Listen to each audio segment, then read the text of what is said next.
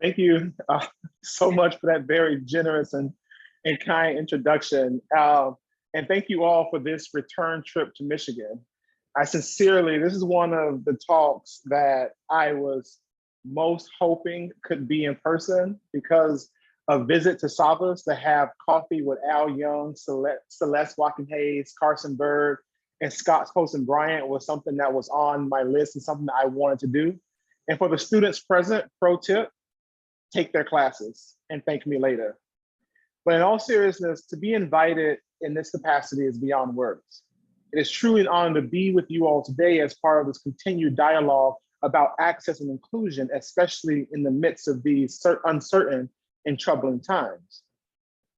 But before I continue, I want to say a special thank you to the college's unsung heroes, the janitors, the nurses, the security guards, the groundskeepers, the cooks, and the secretaries, whose work may be invisible to some, but that does not make it any less important. As always, but especially now, I want to say I see you and I thank you. As the son of a security guard and the brother of a janitor, I know how important your work is. I hope this talk is but one of many conversations about the new responsibilities that diversity demands of all of us, professors and students, practitioners and administrators alike. For if we are to create effective programs to welcome and support students while they are on our campus, we must first understand from whence they come. In this talk today, I begin with some of my own experiences of being a lower income first generation college student, as they serve as background to my research and provide insight into its origins. I then couple this personal narrative with lessons learned from my research of how poverty and inequality shape students' trajectories to and through higher education. You see, one of my favorite quotes in literature, which some of you may know, reads, "It does not do to dwell on dreams and forget to live." Sage advice from a complicated source. These words stayed with me, but I confess I did not quite understand why when I first read them. After thinking about it, after a long shift at my work study job, it hit me. His advice, and by his advice, I mean Albus Dumbledore, for those of you who don't know, that was a Harry Potter quote. His advice was a much needed reminder to a college junior who worked 4 jobs in order to support his family back home to slow down. Those words dared me to enjoy the quote, here and now of being at Amherst College. You see, beyond my inability to go out and get pizza at Antonio's, I thought I could not go to concerts, even if tickets were free, if extra work shifts in the gym became available. Simply put, rest was a luxury I thought I could not afford. At the same time, however, I couldn't escape the fact and the reality that my entering Pratt dormitory in 2003 and me being with you here today, being introduced as a Harvard professor, is a testament to the fact that even undreamt dreams come true. And I'm talking about those generational dreams that my grandparents and mother could not always put into words, but they held onto in their hearts. When the world was coming down around them, when they were excluded from attending the closest schools because those schools were white only, they, like W.E.B. Du Bois, grasped, quote, to a hope, not hopeless, but unhopeful. They supported a nerdy, chubby kid who read books and watched cartoons in all of his academic endeavors.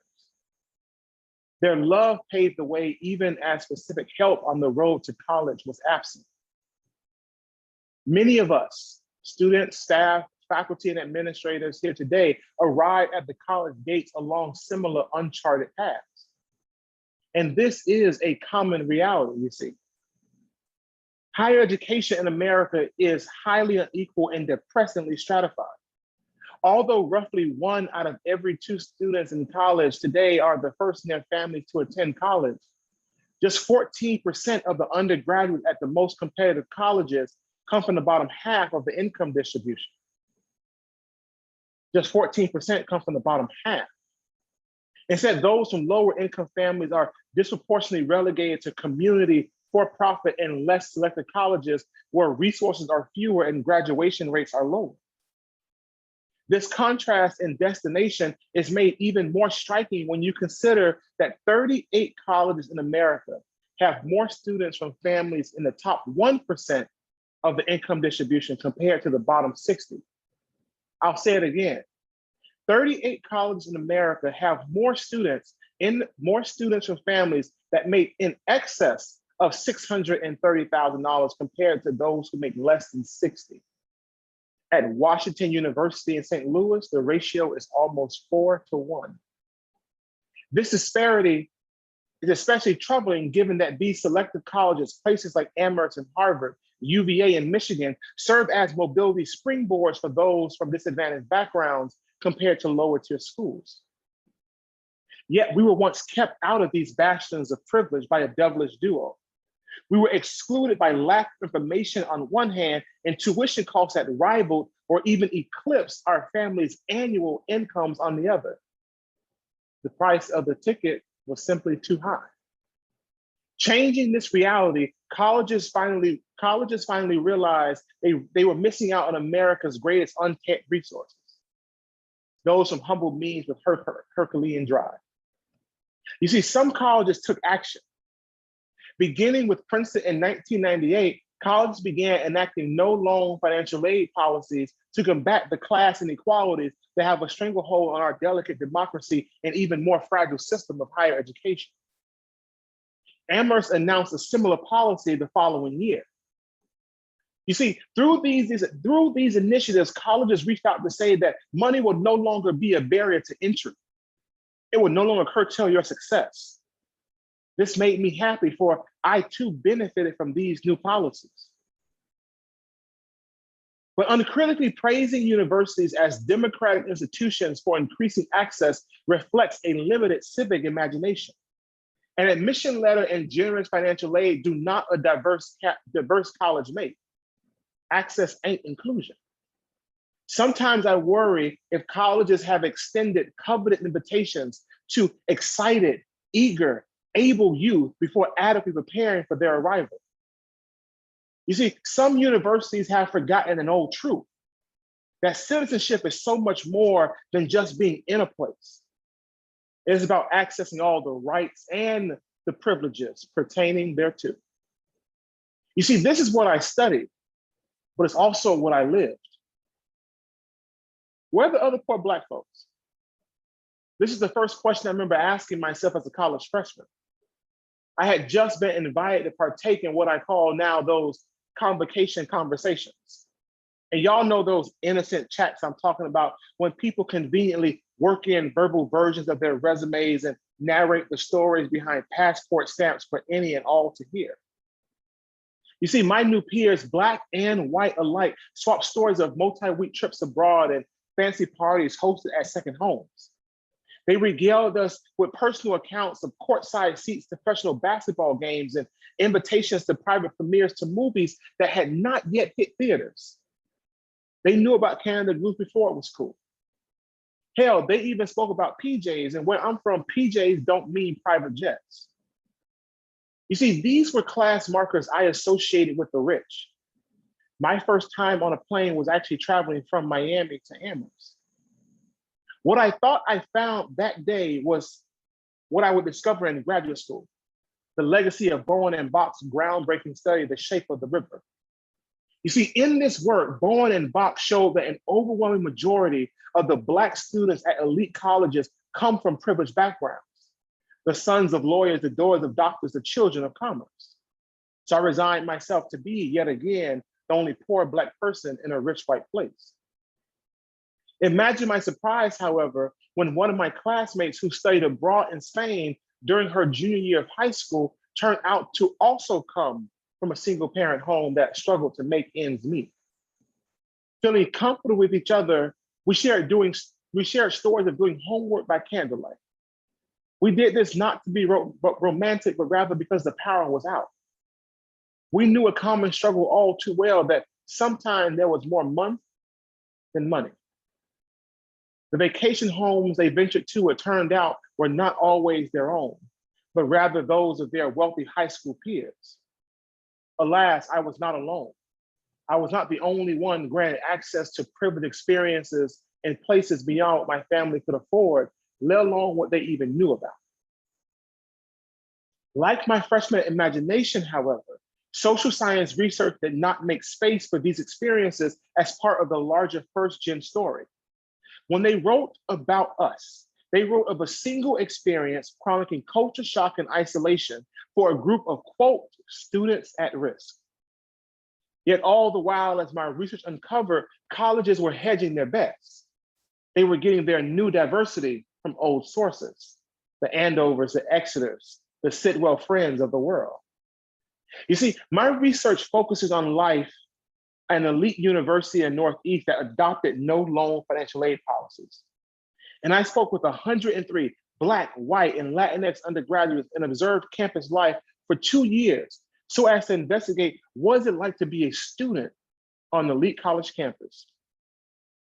I pay particular attention to how lower income undergraduates at the school have shared beginnings, but lived ever more divergent lives before coming to college. I explore the experience of those who live in poor, often segregated communities, but enter college from elite boarding day and preparatory high schools like Dalton, Choate, or St. Paul's, those whom I call the privileged poor.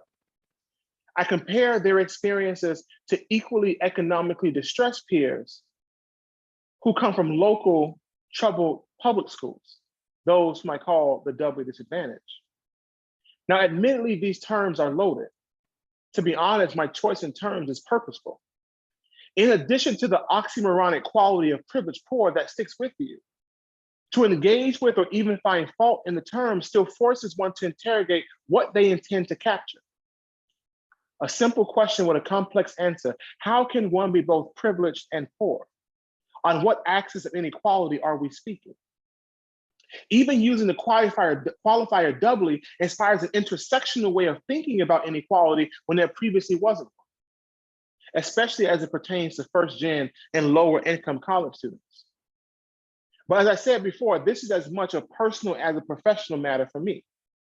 And personally, I want to move the conversation away from individual differences to focus on how structural inequalities like segregation, poverty, and the hollowing out of both center cities and the nation's breadbasket dictate how students navigate what sociologists call the experiential core of college life, those overlooked moments between convocation and commencement.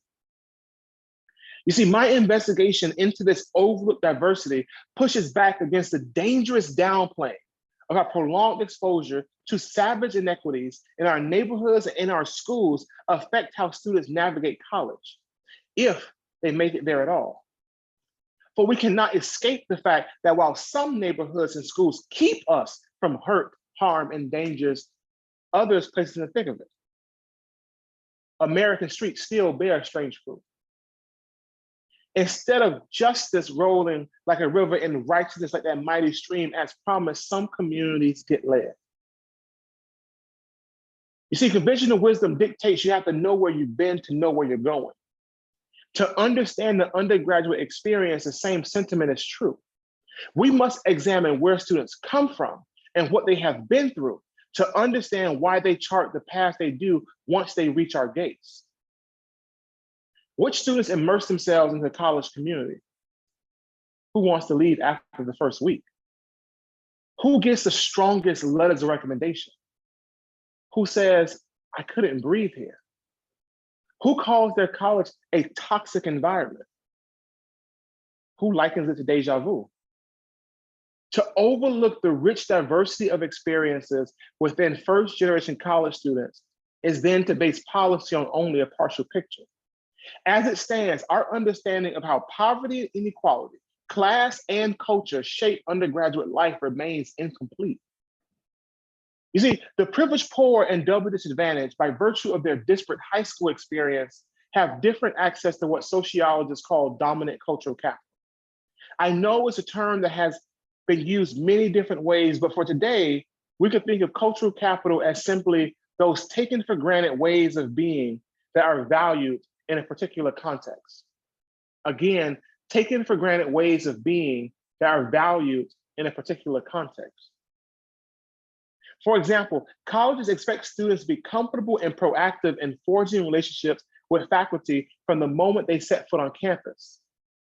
This is the road to recommendation letters, internships, invitations to special dinners, introductions to coveted events. This is the road to emotional support when times get rough. The road to the benefit of the doubt, even when you know that you are in the wrong. Yet this expectation to be proactive, this expectation to be comfortable remains unsaid. There are no manuals of do's or don'ts, whens or hows. And unspoken, if undergraduates want something, they will come and ask for it, operates as the gold standard. The college corollary to the squeaky wheel gets the grease. We offer programs, yes, but we forget to outline the why. Imagine the culture shock then that some first-gen students experience navigating what sociologist Jean Agin calls, quote, the hidden curriculum. Alice, a quick-witted Latina with a penchant for short answers, attended a segregated public high school. She revealed to me that her 4 years before college was filled with peers fighting, setting trash cans on fire, and skipping school. Her teachers exhausted themselves maintaining order instead of making connections. Needless to say, her college transition was rough.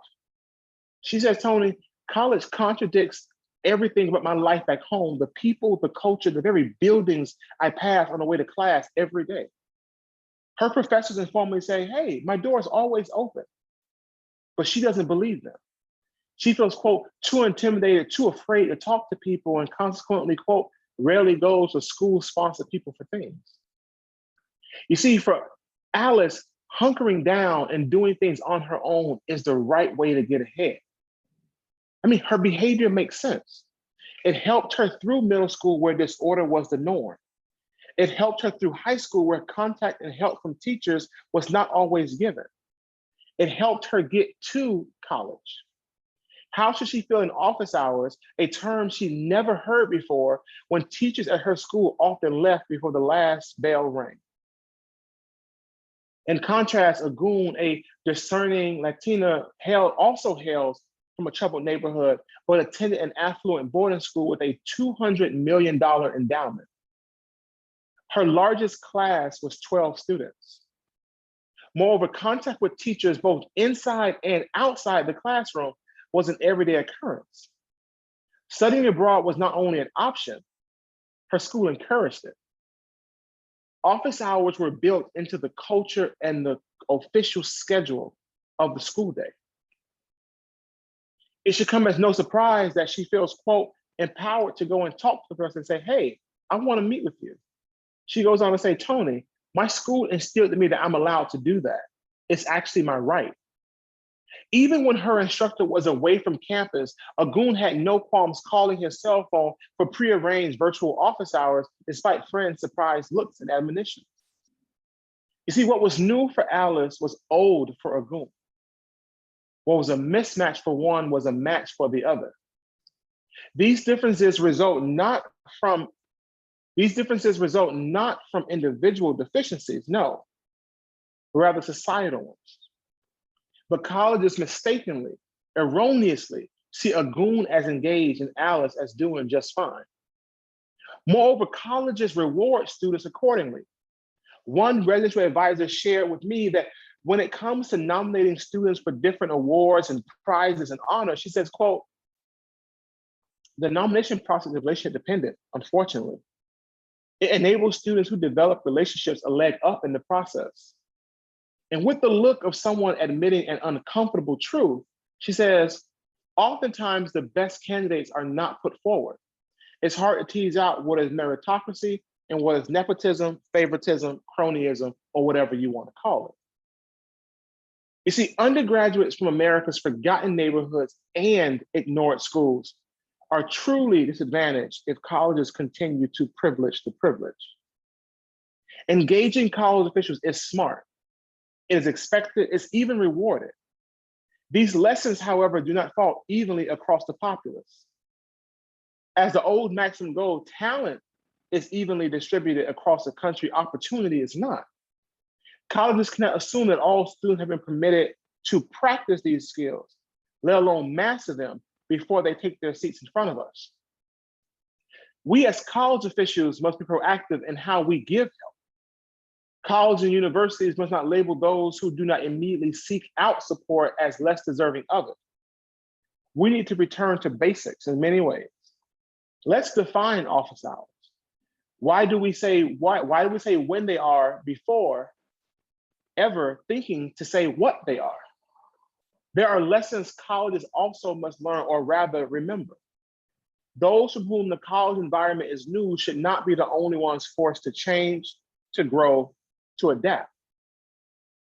But I am not so naive. Knowing how to navigate social relationships with faculties and deans is not the only hurdle that lower income and first generation college students face.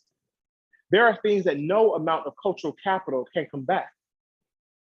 We can't program our way out of students in impoverished situations. You see, walking around March, one usually hears trips home to rest, Europe for backpacking, and Mexico for partying. Spring break, however, means something wholly different for lower income students. As Valeria, a lower income Latina, laments, there's always famine during spring break. You see, Alice and Agun both know hunger sting all too well, and not just for when food stamps ran out at home. They encountered food insecurity, not knowing where their next meal was coming from, in college when their college closed all eateries during recesses. You see, their college assumes that all students depart campus for fun in the sun. And sadly, this is a common college practice. In fact, at the time of me doing this study, of all the colleges that have adopted no loan financial aid policies, so those that are arguably the most progressive when it comes to aid, only 18% kept their dining halls open during spring break. To put this another way, fewer than 1 in 5 kept their eateries open for students who remain on campus during recesses. You see, food insecurity is not a new problem despite new interest in it. This form of scarcity is a problem that generations of students have endured. I faced this reality a decade and a half ago at Amherst when they opened the gate but forgot to keep the doors open for those of us they let in. You see, nestled next to my extra long twin sheets that we purchased on sale from Marshall's was an unexpected stowaway. The reality that access to food will not always be a given.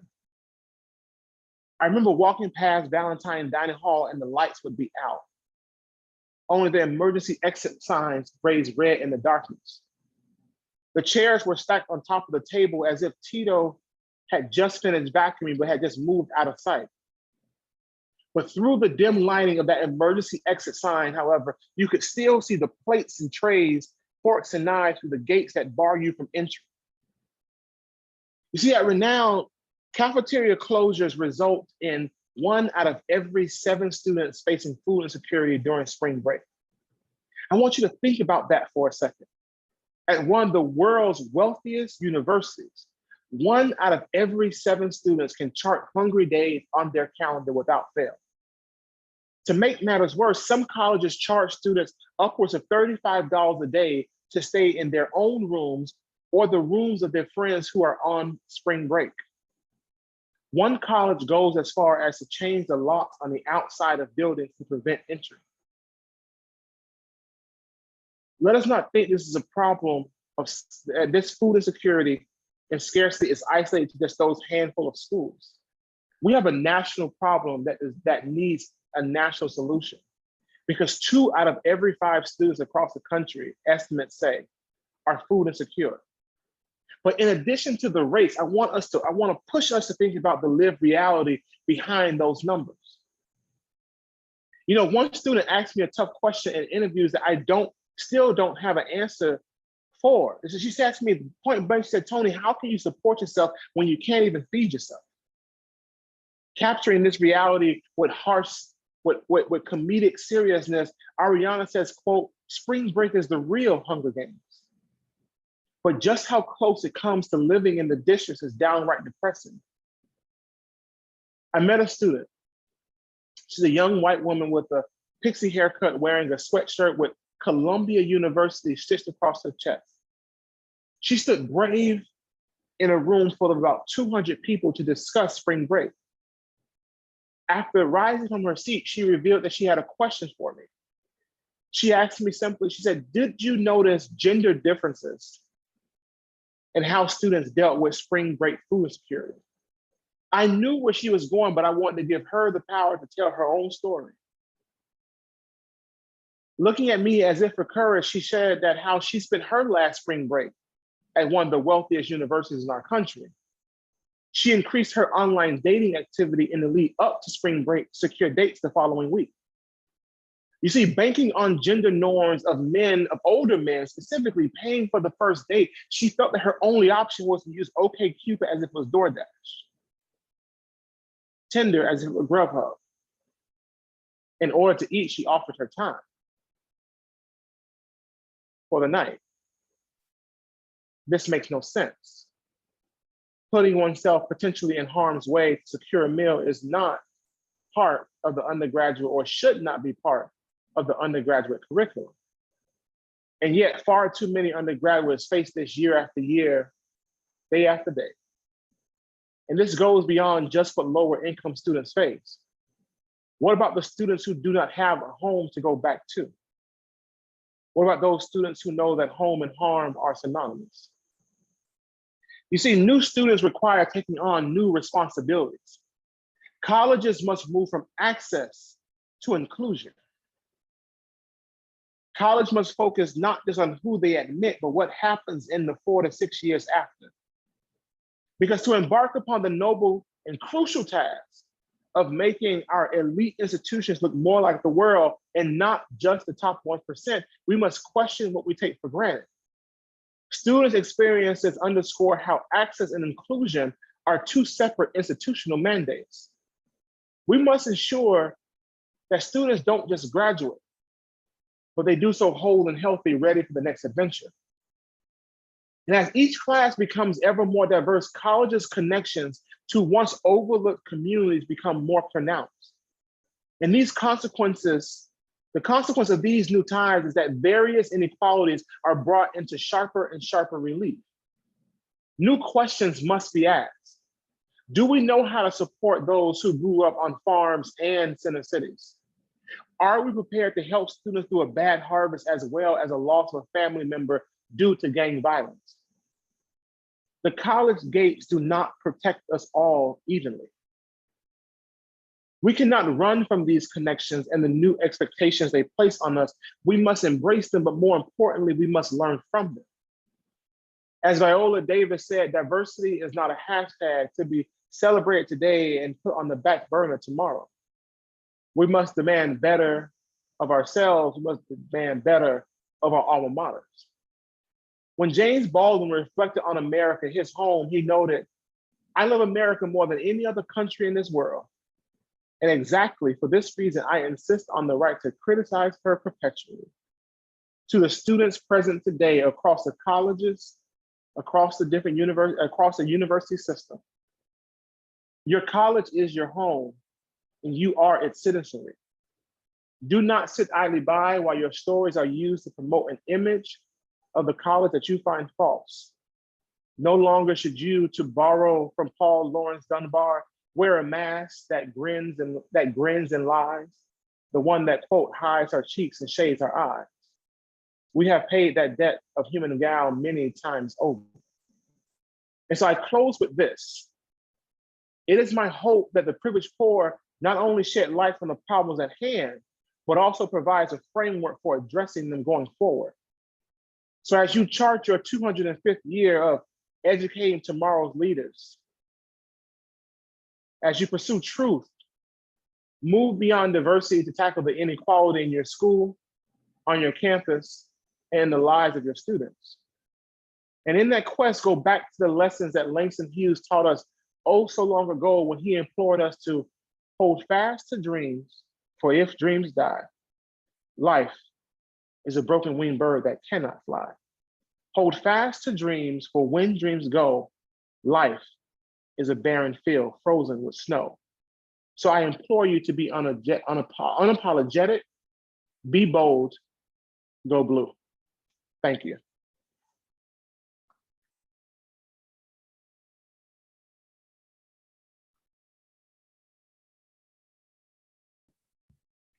Thank you so much, Tony, for that enlightening talk.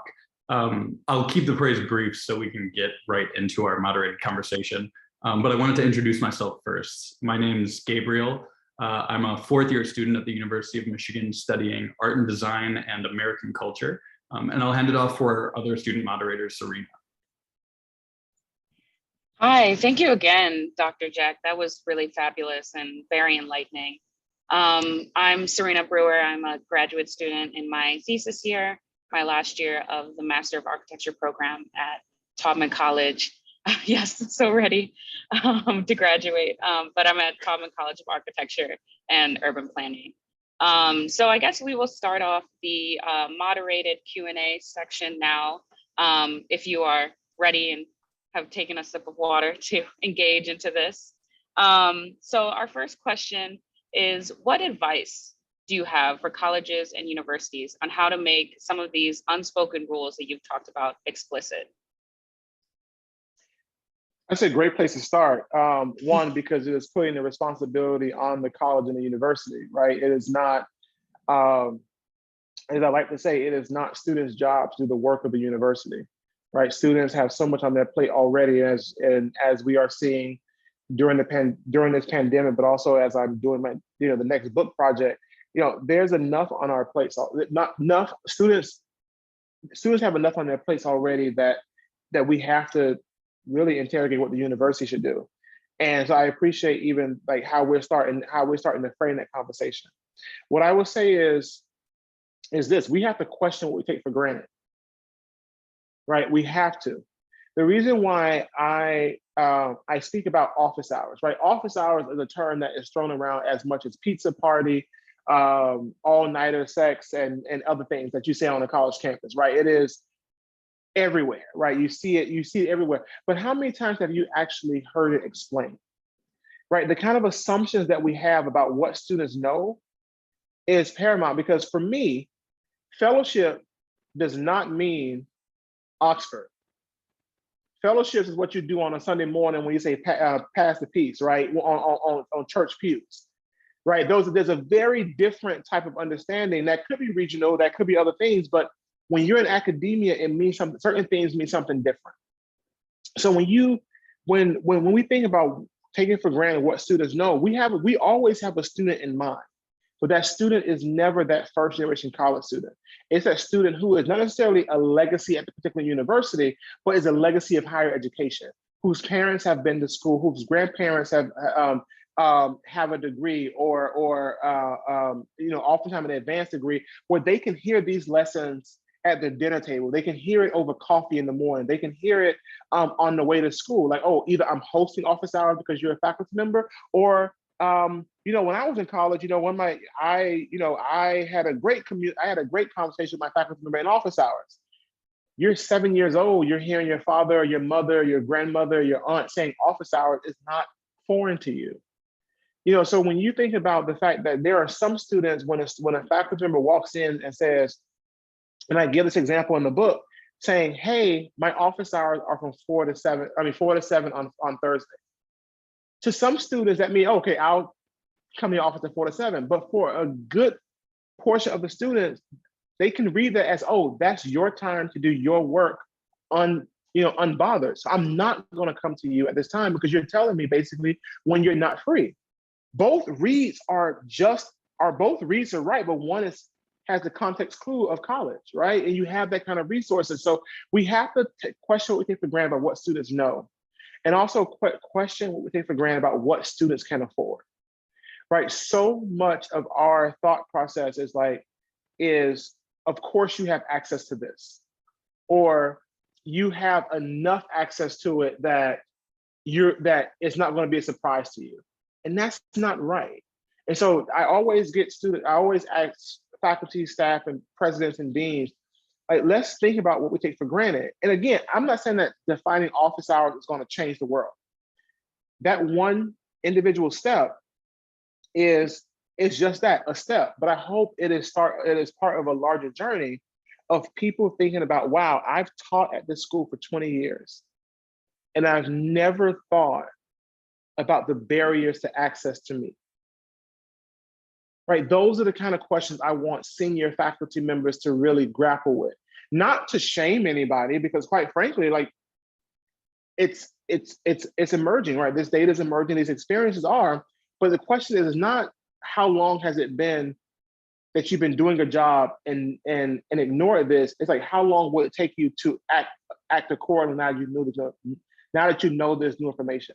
And that's what I want universities to do, is to no longer take for granted what students know and what they can afford so that we can better serve them.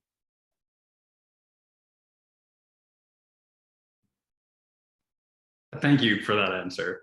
I know that you talked a little bit at the beginning of that about how it shouldn't necessarily be the burden of the student to change these unwritten rules that are in place. But that being said, how can we, if it shouldn't be the burden of those disadvantaged students, how can we include students with marginalized identities in the reshaping of those rules that currently benefit those mostly with privilege? How can we change the structures that are created by the privileged for the privileged to be designed in a way that benefits everyone? Oh, absolutely. And I want student voice, right? I want students to have input. I want university presidents and deans and administrators to not only listen to students, but actually hear them and act on it. So it's not that I want students to like silo themselves and like not engage. I do want you to engage, but I think we need to listen to Heath Ledger's Joker, right? If you're good at something, never do it for free. Right. So if you're going to be doing the work of the university and doing all this committee work and doing all this stuff, either they should make it an office position, or it should definitely come with access to a letter recommendation or some kind of contact, right? We're doing all of this institution building, but the only credit that we get out of it is to know that when we leave, it's a little bit better than what it was, right? And that is highly gratifying. I've changed a number of policies at Harvard and Amherst, and I'm no longer at Amherst, but I know that there are students who are no longer experiencing the things that I did. And I'm at Harvard now, but if I were to leave, I know that I made this place better than what it was for a lot of students. But that is not necessarily enough when you are an undergrad,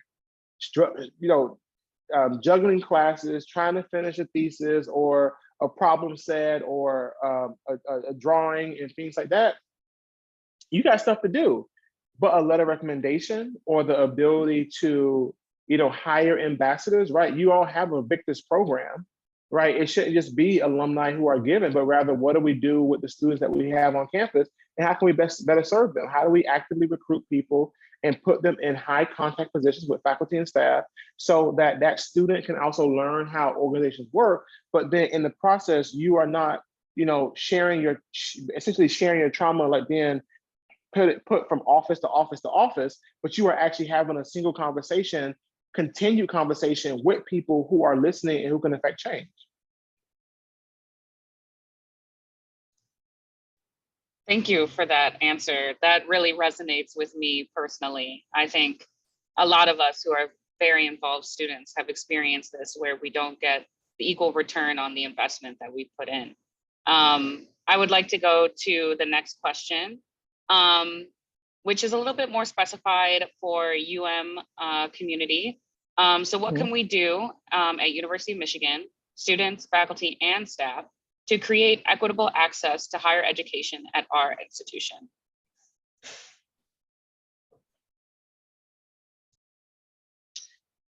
I'm gonna answer that question in two parts, right? It's a great question that I want to make sure that we also highlight, right? Because access is who we let in, and inclusion is about their experiences while they are on campus, right? There are many universities that are getting applauded for access. Oh, we have think about how many times in the last 2 years, we have our most diverse class, first majority minority class. And those students are still going through hell on those campuses, right? And so when I think about what you all can do as far as access goes, it is not just like, going back to your different high schools and and talking about how great it is to be at Michigan and all that kind of stuff like that, it is also pushing more about what are the kind of experiences that are being had on campus that make me feel that I may be at Michigan, but not of it, right? Those are the kind of questions that I think you all have to ask yourself. And in doing so, right, it's about figuring out who can support the work, that you want, who are going to be your campus partners, right? Who are going to be the faculty members that are going to go to bat for you, because faculty senates or faculties or whatever are incredibly powerful. Things don't get passed, generally speaking, without faculty support. And so you have to have that kind of partnership. I want more universities to partner with student groups on a more long-term process, right?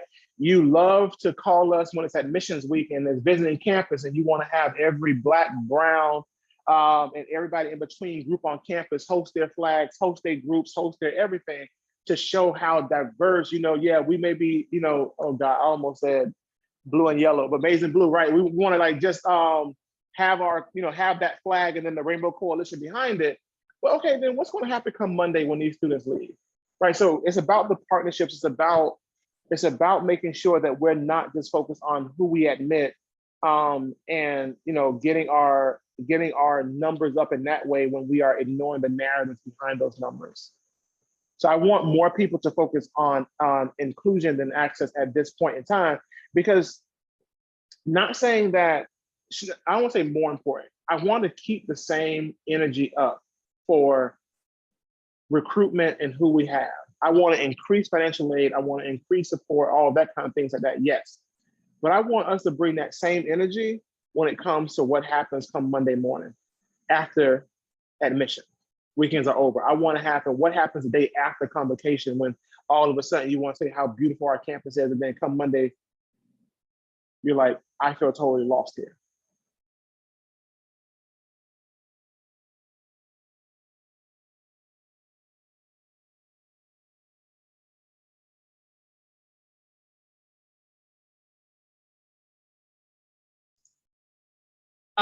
So I will go on with another question. Thank you for that answer. This one, I think personally speaks to my experience here at the University of Michigan, but I'll just go ahead and read it as it is. How can students across different marginalized and disenfranchised groups support others with different kind of disadvantages? So how can we be advocates for each other? Yes.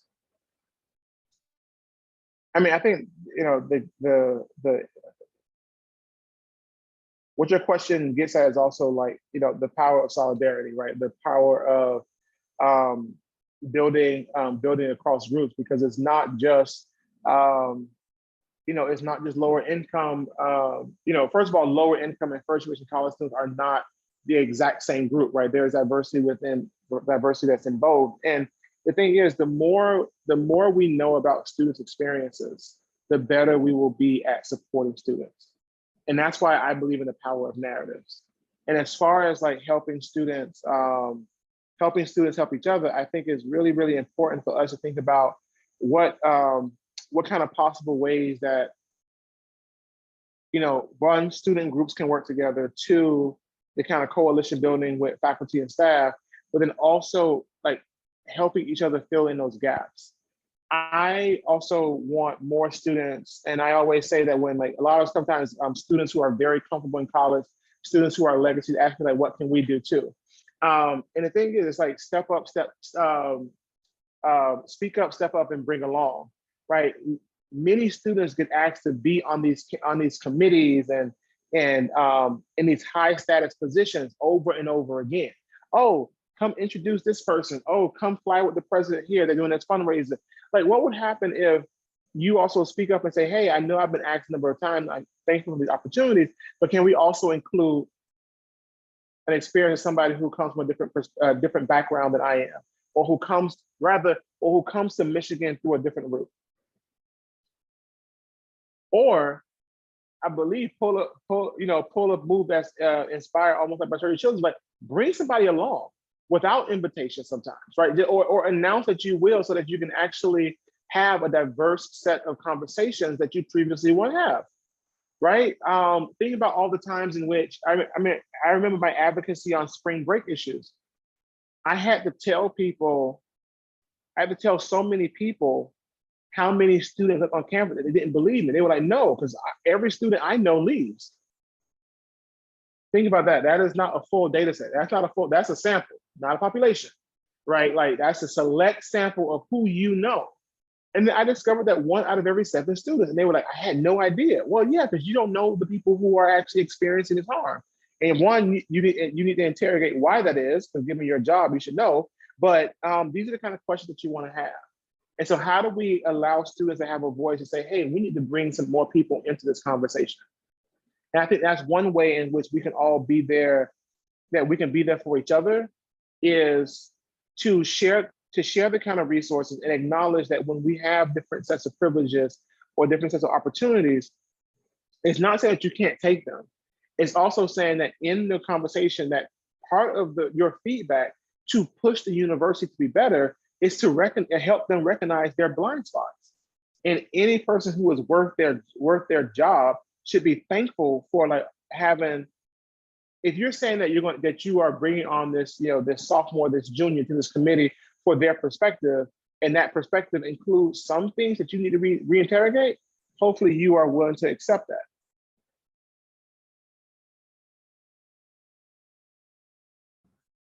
I think that what you said about if you are a person in a position where you are often being asked to be involved with things on campus, using that privilege to extend a hand to other disenfranchised groups on campus, that really resonated with me. And I'm speaking as a cis white dude who is often involved in stuff on campus. I think the idea that when asked to do something, that my first thought is, should it be me doing this and not someone else? I think actually acting on that and extending an offer of involvement to someone else that I know who might be more fit for it than me is something that I will definitely be thinking about after this. It's not saying that one couldn't do it. The question is like saying, hey, can we look at the composition of this committee, right? Is this the Michigan of the view book or the Michigan the Michigan in the reality? Because we all know the view books are way more diverse than campus is itself. Right. Yeah, I definitely agree with you there. I think that we are almost out of time for today. So I'm going to throw you one last easy question just to transition into our Q&A. Could you tell us a little bit about your favorite piece of advice, whether it's one that you've received or one that you've given? And so one that keeps kicking my butt to this day is something that I realize and I preach to my students, and I practice it as much as possible in my own life. Never, ever be afraid to ask for help. It is, so many of us are taught that help seeking is a sign of weakness, something remedial, something that is a sign that if we have to ask for help, we are not supposed to be here, as an indication for that. And they have it wrong, right? Asking for help is not a sign of weakness, it's a sign of strength. Imagine, I think of help seeking as you are smart enough to understand that you are approaching the boundaries of your own understanding. And you know that the path forward is better traveled with others than alone. Like that's a level of brilliance, right? Those little small moments, that lead to great discovery. Right, like I tell students straight up and down, I was just like, help seeking is how you secure the bag, right? There's no way that you are going to know everything that is coming down the pike, right? No one does. But if you can have people who are, and I'm not saying older than you, right? There's people who are younger than you who have greater expertise in certain things or certain areas, right? But like, if they can tell you, hey, if, I'm trying to think, like, oh, this professor, like you do the same thing when you ask, like, who should I take organic chemistry with, or who should I take, Toni Morrison with, right? you know that you do this every day in your life, but when it comes to like academics, it's like, oh no, I gotta cover. No, help seeking is a sign of strength. And when you think about it, no one does anything alone. No one. Coaches have coaches, therapists have therapists, right? Both socially, on academically, extracurricularly, right? It doesn't matter. Everything may not be a team sport or a team effort. That doesn't mean there wasn't a group of people around someone doing an endeavor. I really want to recast help seeking as a sign of strength and a sign of weakness. And that was the best piece of advice and something that I have to practice in my own life a lot, right? I'm a new faculty member.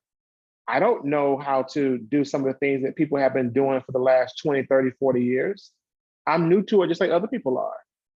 There's a whole bunch of things that are going to be new, especially for me. Like, I'm a forever first gen student, right? Yeah, I was the first person to go to college. That means I'm also the first person to go to graduate school, first person to have a professional degree, first person who has to navigate tenure. Like, no one knows what the hell tenure is in my family. They see it as practically like, oh, so you tell me you can't get fired, which is okay, that's a great one, but no one talks about like what that process is. So you always have to ask and to begin to understand what's going on.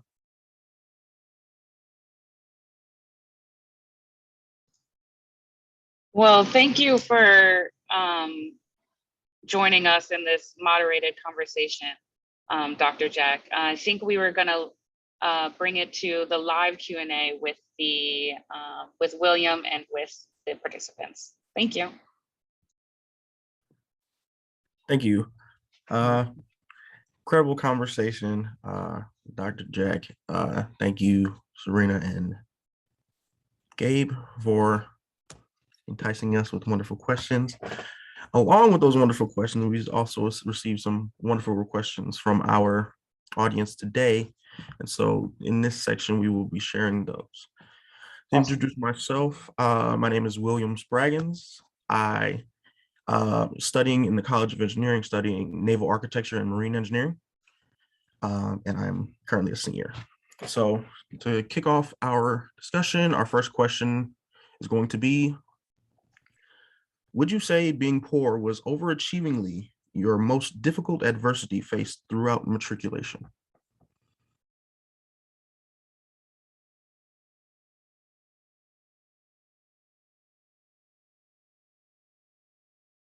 No, I think it was falling in the college's blind spots because I was poor. Right? It wasn't being poor that was the problem. It was falling in the college's blind spots because they catered to middle class and upper middle class students so much, and how they thought about how one navigates the university.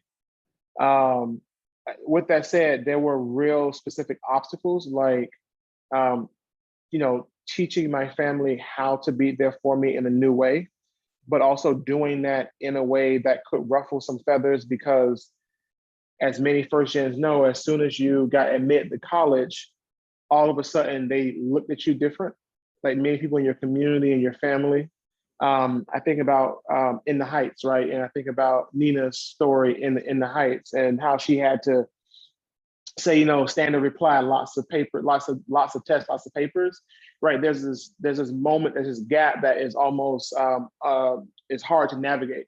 And I would say what was hard was falling in the gaps, because the university, I think,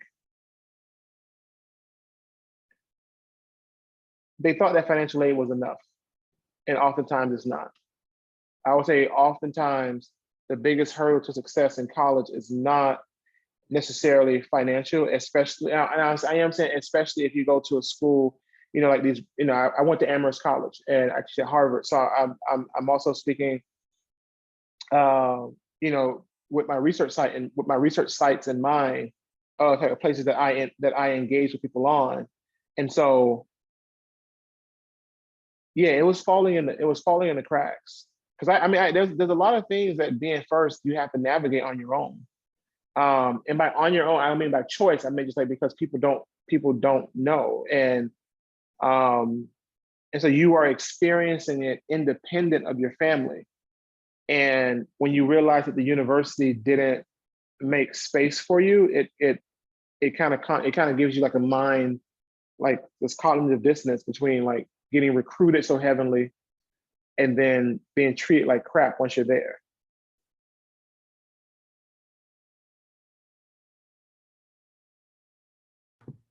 Perfect. Excellent insight. Thank you so much for that.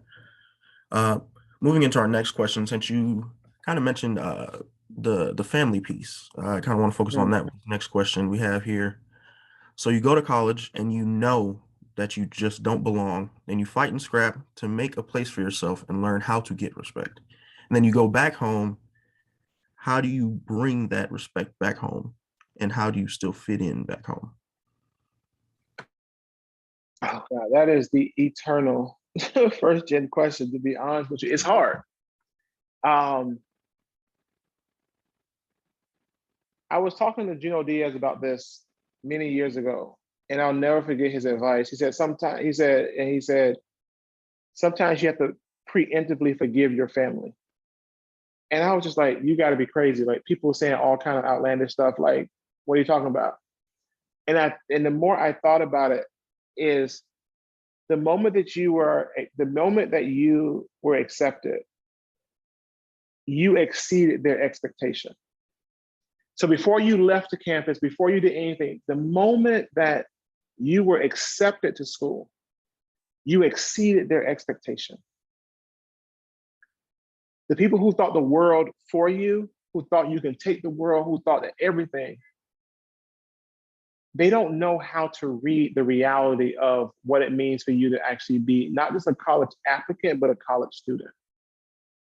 And they start to look at you differently. And there are some tough questions that we all have to ask ourselves and be very honest about. I still am the person who goes home and wants to play spades and dominoes. I am still the person who wants my first meal to be, or not as much anymore with the crab macaroni, cheese, and fried chicken. I am still the person who wants to go bowling and, you know, and all the things that I've loved my entire life. But you have to realize that there are people who will always now read every action that you have through the lens of Michigan, through the lens of Amherst, through the lens of Harvard. I share that because it's important to realize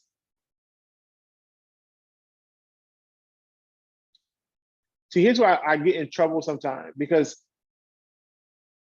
sometimes you have to realize that some people weren't meant to be in your life your whole life.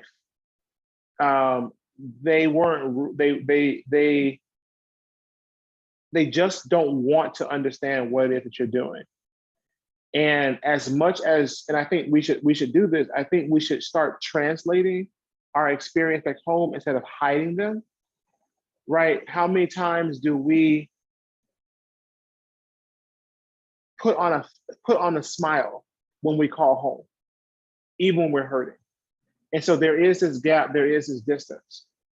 And so I think that it's really hard to understand that inequality is fueling so much of the division that you are seeing, but then also realizing that there are some people who won't make the effort to see you still as you, who's on a new journey, as compared to just like, oh, I'm seeing you as a person who's left away. Like, because you hear comments, oh, you think you're better than us, oh, you're doing this, you know, oh, we used to know you, all those kind of things like that. But it's like, I've been a nerd my whole damn life. I was literally the person that y'all used to try to jump or make fun of or ignore and not invite to stuff all throughout middle school and high school. Like, oh, you read books and watch cartoons and all that. I'm still that person. But all of a sudden now, because I'm donning a university sweater, I'm supposed to be somehow different. And so really it's about taking an inventory of your life and saying, who are the individuals who are truly supporting you?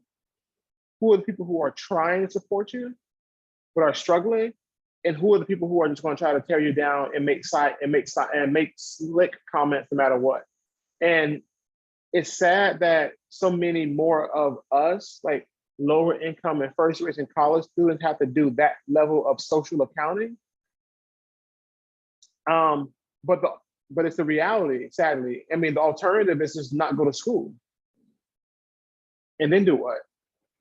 And so I have a very different view on that because I live, and that's more of my personal experience, but my students talk to me all the time about it. You know, because like our families can help us with social support, but specifics about navigating things are so different, right? You know, I know people whose parents told them never to negotiate, never to push back. If you get a good job, you just immediately take it. But so much can be left on the table. So like understanding that our families can help us in certain ways and only so far. And then the people who we are meeting at school, again, can only help us in certain ways and can only go so far. And it's about us being that hybrid of two places, right? That person who navigates these two spaces, picking and choosing and developing our own strategies for how we want to move through the world is incredibly important.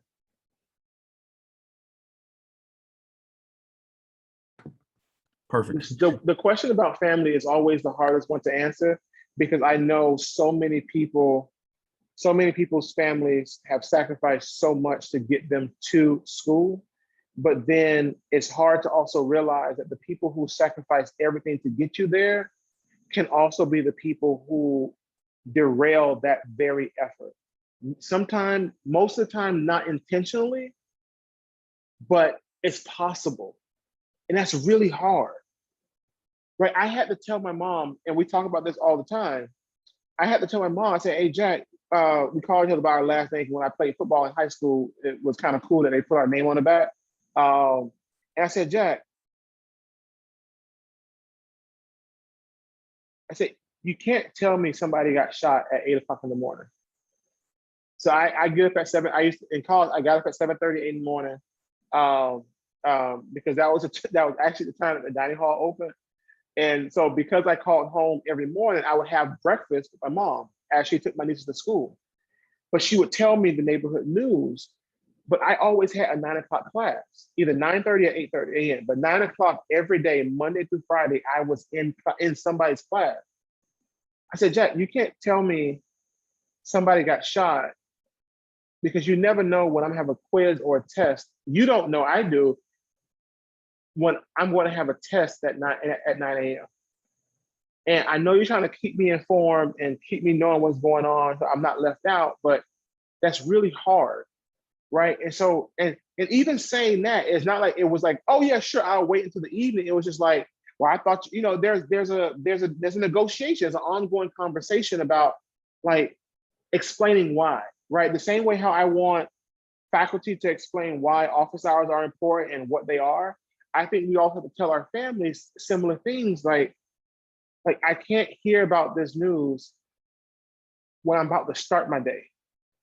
Like, let's check in towards the end if there are news like that. You're not hiding it from me, but let's just do this. Same thing with money. I had to make a really tough choice, right? How do I tell my family that I can't keep sending money to them on intervals that are always changing? 2 weeks, 3 days, 3 months, 2 days. And you're like, oh, this bill came, I don't got the money for it, or something like that. I was like, look, and also I will say this, you know, I'm older than most of the students on this call. We had to go to Western Union or MoneyGram to send money when I was in school. Right now, it's Venmo, Zelle, Cash App, or whatever. What you all can do now in 30 seconds, it took me 3 hours, right? An hour for the bus, an hour back, damn near, and then whatever I had to do in the store to actually get the money, let alone leaving class to see if I can get there quick enough so they wouldn't turn off the lights. And it got to a point where I had to say, I said, hey, I can't keep putting out fires because it's slowing me down from getting in position that can actually prevent the fires from starting at all. And what we did was, and this took me until graduate school, so it wasn't an easy, like my freshman year thing. I said, I'm going to send $200 home out of my stipend, which wasn't big, but I'm going to send $200 home every week. Sorry, every time I get paid. If you use it, you use it. If you don't, I don't want it back, it rolls over. But I just could not continue to take 3 hours out of my day randomly and going to the nearest Walmart to send stuff. I just couldn't. I was literally in it wasn't organic chemistry, it was in one of my chemistry courses. Actually, I think it was organic chemistry because I was a sophomore. And I got the text asking to send money home. And so there are different ways in which negotiations need to happen. And hopefully your family is receptive enough to understand what the process is, or supportive of you enough to say, hey, this is what's going on.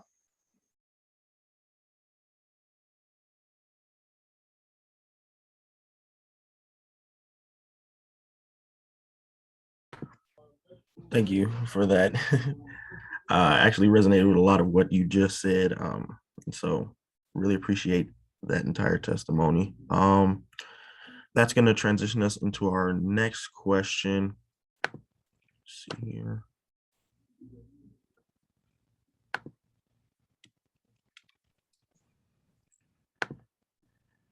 The idea of being an elite university condenses many dimensions, from excellence to exclusivity and exclusion. How can we redefine measures of quality and excellence to align with a more inclusive and equitable vision of academic strength?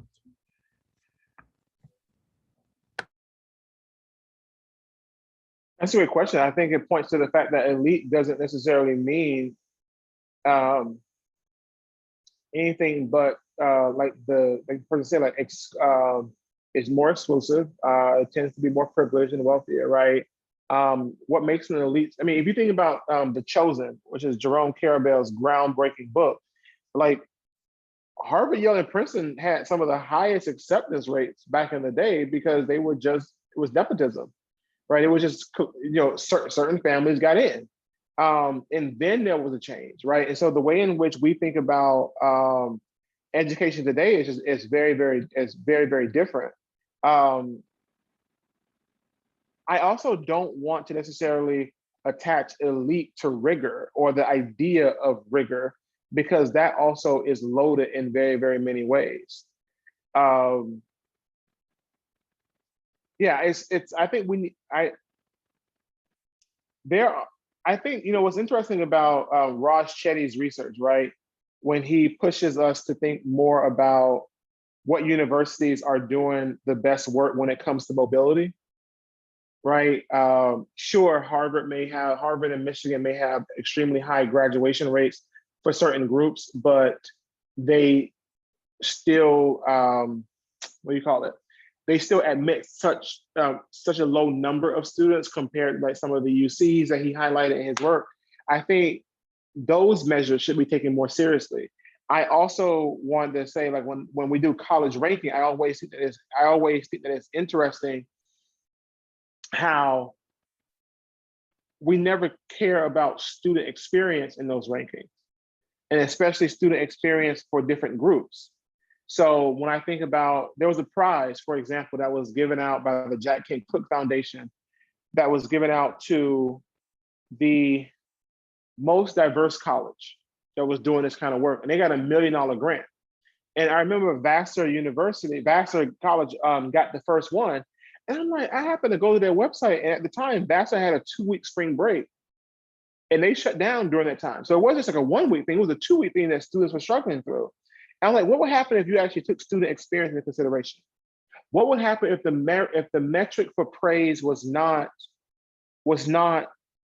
what it is now, but actually and not just ranking students by who's the biggest party school, as if that's a measure of inclusion, where that's just a matter of how many, that's a very, very narrow set of population who gets crowded in that, because people of color are very rarely ever included in the kind of sorority and Greek life systems that are happening at these universities, right? And so even that is problematic. And so to answer the question, I don't want to necessarily rebrand elite, but I do want us to take into consideration a much wider range of experiences in how we think about the metrics that we judge colleges on.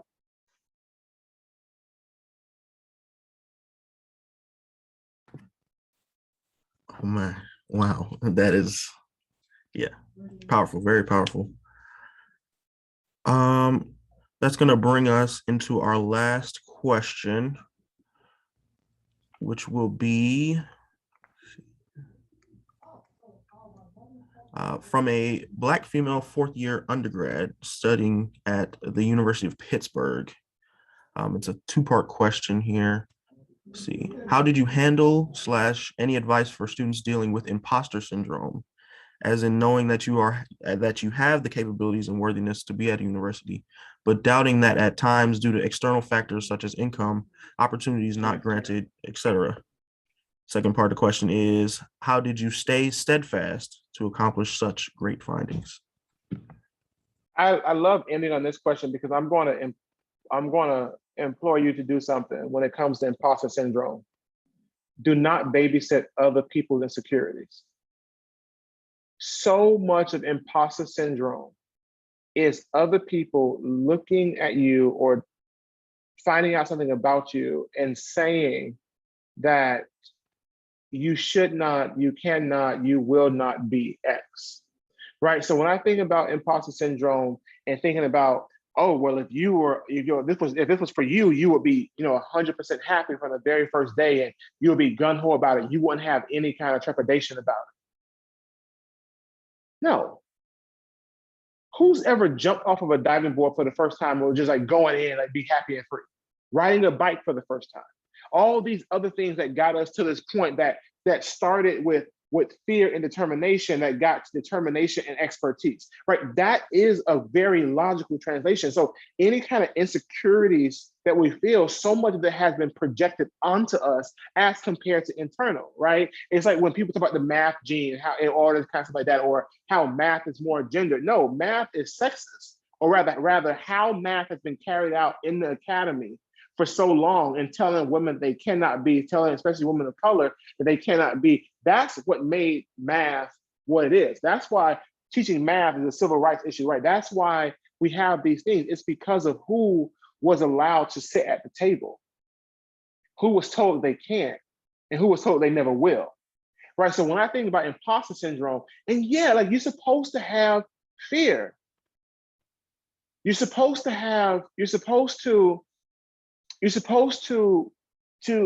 feel a little bit like, okay, that's growth, right? That's change. That's exploring new things. If everything was boring to you or just mundane, then I would say something was wrong, right? Is this the right path? Is this interesting? But so much of imposter syndrome is about other people's insecurities and us carrying that weight. And I got tired of carrying that weight. Oh, you're first gen, or you're the first Black person in our department, or you're the first Black male hired on the tenure track in this, and all this kind of stuff like that. I'm just like, are you telling me for your own benefit or for mine? Right? What's your motivation for the kind of like benevolent outreach that you are partaking upon? Like, don't get me wrong. I'm not trying to say that imposter syndrome should be like totally dismissed and it's all external, but so much of it is us being told, because of what box we check, we're supposed to have a certain experience, or rather we're not supposed to have a certain experience. And so I want us to realize that and let that change how we behave. For example, going back to help seeking, imposter syndrome really inhibits people from asking for help, because that's more like doubling down that you really are an imposter. That means that you are really that. And so we don't ask for help. We know that we are not quite where we want to be, but we see that as where we will never get to. But if we asked for help, if we reached out, if we tried some different things, if we experimented, we could really get there. And that to me is important. And that's a one aspect of imposter syndrome that I think we don't talk enough about. To answer the second part of the question, I know we're running out of time, is this. I know what my goal was and is. And even though things have been added to it and it has grown and morphed a little bit because of the experience I had, I started this process at Amherst chasing security, right? I was tired of the insecurity in my life, and I wanted to get to a place where I didn't have to check the caller ID to see if a bill collector was calling. I didn't have to live off coupons. Rather, I can elect to go into them to see if I can get so I can get what I want at a cheaper price. I was tired of not necessarily living just paycheck to paycheck, but issue to issue. That having a few more resources would prevent me from experiencing altogether. That's what I was chasing. And so I took different opportunities to figure out what things can I do could expose me to internships, jobs, careers that combine that me seeking security with things that actually fit my interests, skill set, and or sense of fun, right? Because there are certain jobs that you will have that you don't find all that fun, but it's giving you the opportunity to hone your skills, develop your networks, and accumulate resources. There are some that's gonna be more fun and resource, right? So you find that mix, and that's really, really amazing.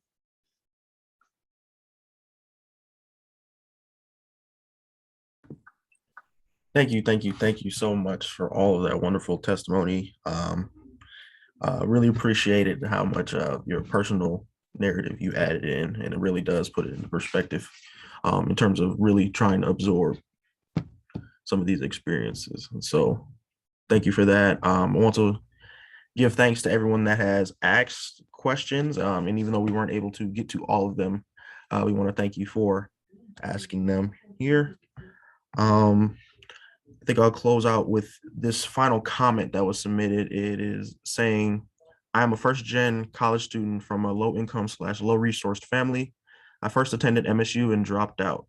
I am now at Wayne State, a bit older now, studying urban planning, and I am far better at advocating for myself after years of lacking the skill. These examples and concepts truly resonate. Thank you. So we appreciate that comment and all the wonderful questions that everyone asked. And I'll turn it back over to Moteniola to close us out for the evening. Thank you. I'd just like to reiterate what William said. Thank you, Dr. Jack, for your wonderful, insightful lecture and your narratives of navigating college as a first-gen and lower-income college student. Thank you to the participants of this conversation and lecture. Thank you to the moderators, Serena, Gabriel, and William, for helping to guide this evening's conversation. And Dr. Jack, I'd just like to thank you again for highlighting the distinction between access and inclusion for students who do not come from privileged backgrounds and those that stand at the intersection of multiple identities that are marginalized. And I think that point was very necessary. Thank y'all for having me. I really appreciate it, and very much looking forward to campus again when it's safe to do so.